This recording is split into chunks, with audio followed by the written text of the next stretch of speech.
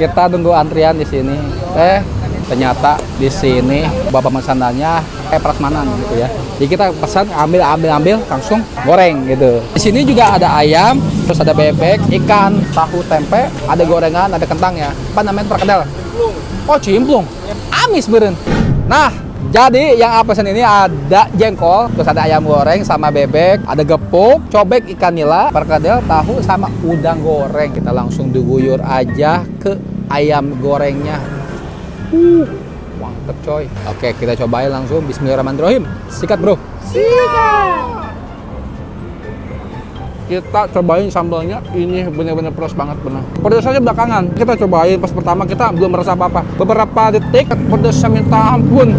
Ayamnya gurih, matangnya pas, gorengannya, jengkolnya gurih. Ini kalau kita minum nambah pedas coy, beneran serius. Tapi bikin lagi gimana ya? Aneh. Kita tunggu antrian di sini.